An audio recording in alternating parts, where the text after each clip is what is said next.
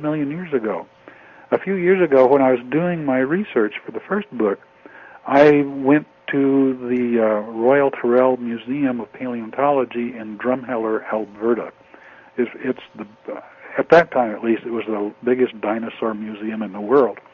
But as you drive up to the Drumheller, to this Royal Tyrrell Museum, you look up on the hills and you can see a layer of coal. It's about a foot thick, and below that layer of coal, there are dinosaur bones, dinosaur remains, and Cretaceous plant material. Above that layer of coal, not a single dinosaur bone. The dinosaurs are gone, and the vegetation totally changed. And that happened there. It happened in Montana, where they have what's called the Z coal. Is below that layer of coal, there are dinosaur bones. Above that layer of coal, they're gone. And now scientists, again, they're trying to say that layer of carbon came from mammoth wildfires, but I've never seen wildfires that will leave a foot-thick layer of coal. There's something else has to be happening. Right. Let me get to a flash message that we have here from Bob in Australia. Hi, Kevin and Robert. My question is, what will happen to Australia and its climate if this magnetic reversal does happen? I am thinking that Australia will be probably okay. And the reason I say that, and I'll have to go back to the United States, but in the United States during the last ice age, in the United States and Canada, all of Canada was covered with ice up to 2 miles thick, but the ice only extended a little way into the United States. And south of there, people could have survived quite handily. What happened, and this is worldwide as near as I can tell, is that the ice levels moved down about a half a mile in altitude. So, for instance, New Zealand, their glaciers are probably going to expand a lot. I'm not familiar enough with Australia to answer that totally, but I have a feeling Australia will be okay. I know that during the last ice age, for instance, the climate in the tropics and the subtropics remained almost the same as it is today. Climate in, I think, Florida, temperatures were only like 3 or 4 degrees lower than today. Or even coming back to the United States, in Seattle was covered by 4/5 of a mile of ice, 4,000 feet of ice, straight up. But 150 miles south of Seattle, temperatures were only about 7 degrees colder than they are today. So what I'm saying, if the ice age is the only thing we have to worry about, I think Australia will be fine. Okay. Caller, you're live on the Kevin Smith Show. Your first name and from where are you calling? Stefan from Quebec City, Kevin. Hi, Stefan. Hello. Stefan. Hello, Robert. I was just wondering, 30 days doesn't seem like it's too traumatic. I mean, what's the speed of that land-wise? Well, it's not that the Earth will turn upside down, but during that time, I think we'll see tremendous amount of earthquake activity. And of course, I don't think Quebec City has had much earthquake activity, so I wouldn't say you'd be worried about that. I'd be more worried about the ice. But during previous magnetic reversals, there are many islands that have risen out of the ocean by as much as 20 feet.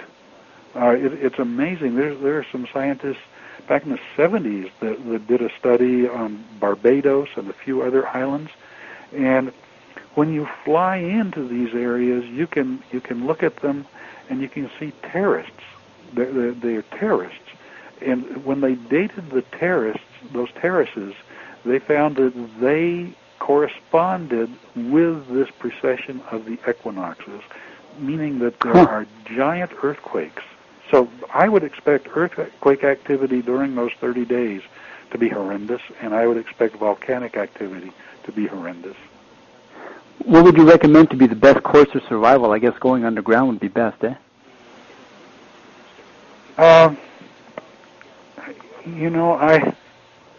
Could that be the main reason why all these underground cities are being built? It could be. I know that in some of the Indian traditions in the United States and I imagine Canada too, but that some of the a lot of different Indian tribes talk about a couple like Adam and Eve sort of thing, but an Indian. Hate to do it, guys, but the break is taking over. We'll get the rest of that answer when we come back. Don't go away, folks. We will be back right after this.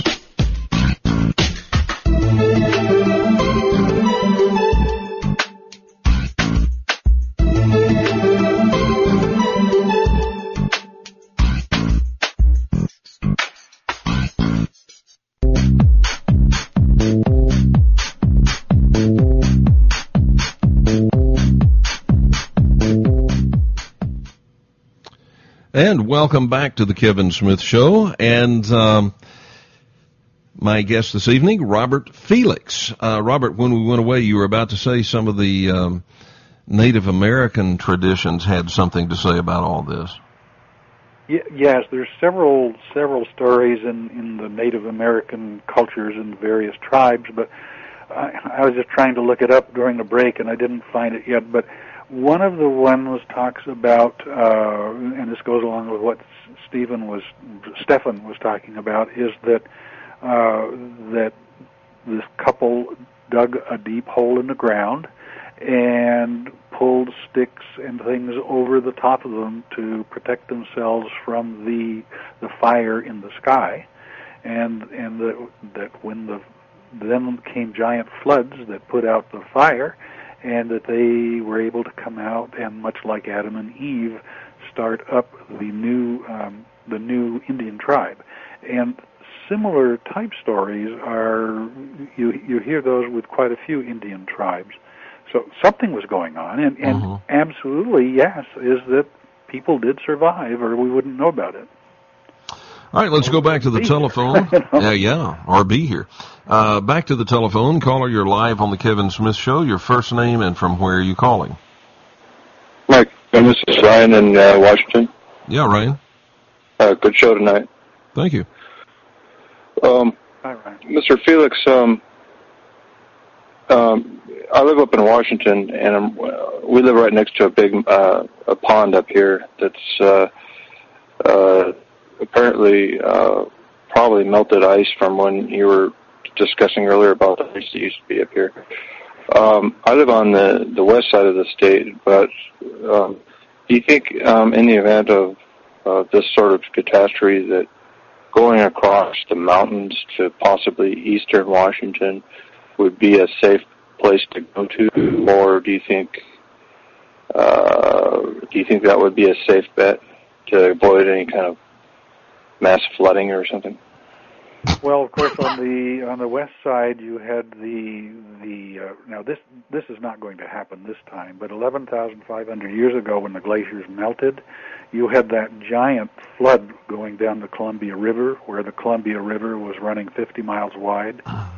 That was because a giant lobe of ice, the Purcell, it was called the Purcell lobe, but it moved south out of Canada, and it dammed up the West Clark Fork River. I think that's what it's called. But anyway, it dammed that up, and it created a huge lake in behind it called Glacial Lake Missoula, 1,100 feet deep.